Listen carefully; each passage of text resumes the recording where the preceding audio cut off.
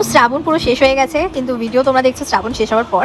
তো এটা হচ্ছে বাঙালিদের যে শ্রাবণটা ছিল, তখন যে প্রথম সোমবারটা ছিল, আমরা গেছিলাম হচ্ছে নৈহাটি বড়মার কাছে।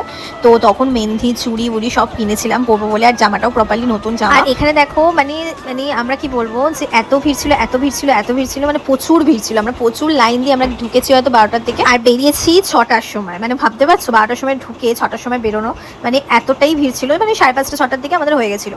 তো অনেকটাই লাইন দাঁড়িয়ে দাঁড়িয়ে দাঁড়িয়ে দাঁড়িয়ে আমাদের ঢুকতে পেরেছি ফাইনালি। কিন্তু অসুবিধা হয়েছে, অত বেশি হয়নি, কিন্তু মানে খুব লাইনটা তাড়াতাড়ি যাচ্ছিল, কিন্তু টাইমিংটা অনেকটা নিচ্ছিল, জানি না আমি কেন। মানে এটা অদ্ভুত ব্যাপার। মানে যারা নৈহাটি গেছে তারা জানো, লাইন কিন্তু খুব তাড়াতাড়ি যায়, কিন্তু মনে হয় যে তাড়াতাড়ি যাচ্ছে, কিন্তু দেরি কিন্তু অনেক ঘন্টা, মানে 3-4 ঘন্টা তোমরা ধরেই রাখো। তো তারপরে ফাইনালি বড়মা ঠাকুরের কাছে আমরা গেলাম, বড়মার কাছে আমরা গেলাম। তো বড়মাকে আমরা অনেকটা সামনে দিয়ে দেখেছি, আর লাকিলি আমরা অনেকটাই সামনে ছিলাম, আর তখন সামনে গিয়ে আর ভিডিও তুলিনি। অনেকদিন ধরেই ভাবছিলাম যাবো যাবো, ফাইনালি যাওয়া হলো। তো এমনি আরো ভিডিও